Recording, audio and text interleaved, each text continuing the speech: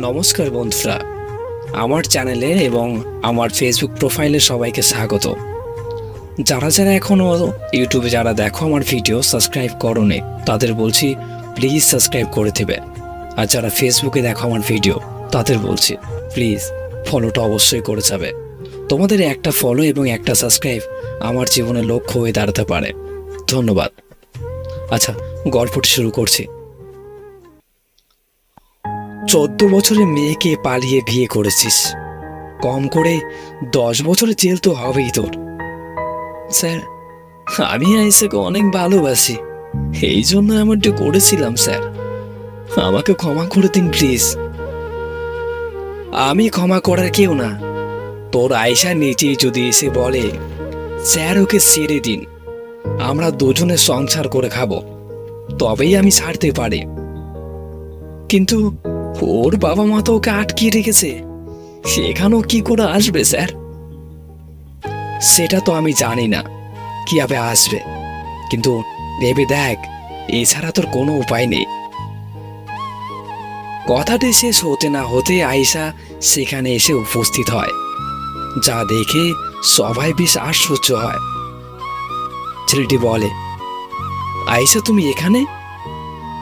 আয়েশা বলে, স্যার, আমার নীরবের কোনো দোষ নেই, আমি নিজেই ওর সঙ্গে পালিয়ে গিয়েছি। ও পালাতে চায়নি, আমি নিজেই জোর করে নিয়ে গেছি তাকে। পুলিশ বলে, তুমি জানো না 18 বছরের আগে বিয়ে করা নিষিদ্ধ?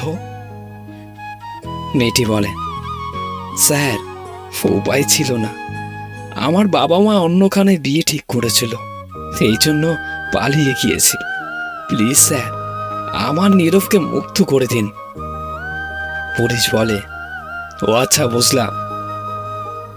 স্যার, জানেন, আমার বাবা মা আমাকে অনেক মেরেছে, ঘরে বিধি রেখেছিল, সেখান থেকে কোনোভাবে পালিয়ে এসেছি।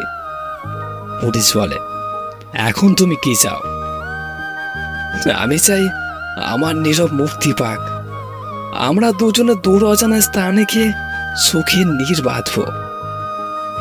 মেয়েটির এমন কথায় পুলিশ নিস্তব্ধ হয়ে যায়, ভেবে পাচ্ছিল না কি বলবে সে।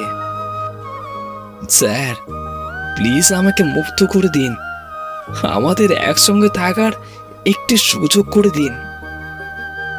এরপরে সেই পুলিশ তাদের ভালোবাসা থেকে নীরব ছেলেটাকে মুক্ত করে দেয় এবং তাদের বলে, তোমরা দুজনে দূর অজানা কোথাও পালিয়ে যাও, সেখানে গিয়ে সুখে নির্বিধ। এইদিকে আমি সামলে নিব। ও হ্যাঁ, এখানে কিছু টাকা আছে যা তোমাদের পরবর্তীতে কাজে লাগবে। পুলিশের এমন কাজে নীরব এবং আয়েশা দুজনেই বেশ খুশি হয় এবং স্যারকে ধন্যবাদ দেয়। সত্যি, ভালোবাসা অসম্ভব সুন্দর যদি ভালোবাসার মানুষটি সুন্দর হয়। জানি সবার কাছে গল্পটি হাস্যকর মনে হবে, কারণ এই পৃথিবীতে এমন পুলিশ নেই। গল্পটি কেমন লাগলো? যদি ভালো লেগে থাকে লাইক, কমেন্ট, শেয়ার এবং প্লিজ সাবস্ক্রাইব করবেন। দেখা হচ্ছে পরবর্তী গল্পে। ততক্ষণ পর্যন্ত ভালো থাকবেন, সুস্থ থাকবেন, নিজের যত্ন নেবেন। ধন্যবাদ।